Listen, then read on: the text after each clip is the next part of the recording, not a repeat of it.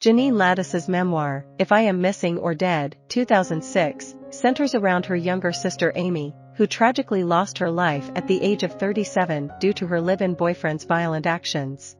Within the pages of the memoir, Latus delves into her own experiences with men and their shared history of growing up with an abusive father. The sisters, Janine and Amy, recount their childhood and upbringing in Kalamazoo, Michigan. They were part of a family of 5 children, with their father Pete working as an insurance salesman and their mother Marilyn being a nurse. Their mother, though cowed and conventional, left her nursing job to become a full-time homemaker. Unfortunately, Pete proved to be an emotionally and sexually abusive father, constantly berating his daughters and objectifying them in public. His inappropriate behavior left a lasting impact on Janine and Amy, shaping their perspectives on relationships. In 2002, tragedy struck when Amy failed to show up for work at Kimberly-Clark in Knoxville, Tennessee, where she worked as a cost analyst. A mysterious letter addressed to the sheriff was discovered at her desk, expressing her concerns about her involvement with Ron Ball, her boyfriend. Ron had a criminal past and considerable debts, making Amy fear for her safety. The letter served as a warning, and Janine derived the title for her book from this poignant piece of evidence. If I Am Missing or Dead sheds light on the toxic and dangerous relationships that can emerge in a predatory and emotionally callous environment. The memoir offers a glimpse into the lives of Janine and Amy, 2 sisters who endured a traumatic upbringing and ultimately faced the tragic consequences of an abusive relationship. The tragic events surrounding Amy's death unfold rapidly. Within a few weeks, her lifeless body is discovered, brutally strangled and discarded in a shallow grave beside the road, wrapped in a tarp. At the funeral, her father's inappropriate joke further adds to the distressing situation.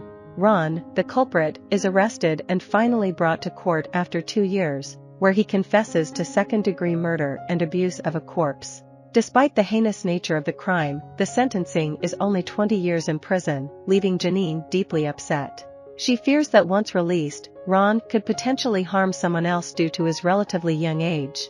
Amy and Ron's relationship began online and escalated quickly, with Ron moving in with her and freely using her financial resources to start a house painting business. Although they were not sexually involved, Ron was unfaithful and merely used Amy for her money, deceitfully claiming to love her. Despite warnings from friends, Amy remained desperately devoted to him, influenced in part by her complicated relationship with her father. She even cut ties with a friend who questioned Ron's motives. Janine reflects on her own abusive marriage, sharing harrowing experiences of violence at the hands of her husband, Kurt. She describes how Kurt would beat her severely, causing broken bones and injuries. Later, he would seek intimacy as a form of apology, leaving her with mixed feelings about the situation. Throughout the memoir, Janine intertwines her own experiences of abuse with Amy's tragic fate, illustrating the recurring cycle of violence and manipulation in their lives.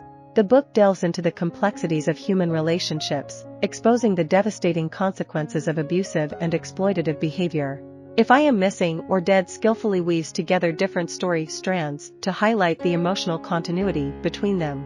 Towards the book's conclusion, Amy's journal entries are shared, revealing her growing realization that Ron could never be the person she hoped for, and she felt trapped in the relationship. The memoir serves as both a biography and an autobiography, centering around the internal dynamics of abuse victims. Latus does not attempt to explain these complexities, but instead sheds light on them. Her narrative emphasizes the sisters' ambivalence towards their abusers, portraying their struggles to reconcile their knowledge of being in abusive relationships with their genuine affection for those who harm them. Latus employs a straightforward, factual, and unflinching tone, avoiding melodrama and presenting a balanced perspective on the complexities of abuse dynamics. I hope you enjoyed this video. Leave a like if you did and be sure to subscribe. Thank you.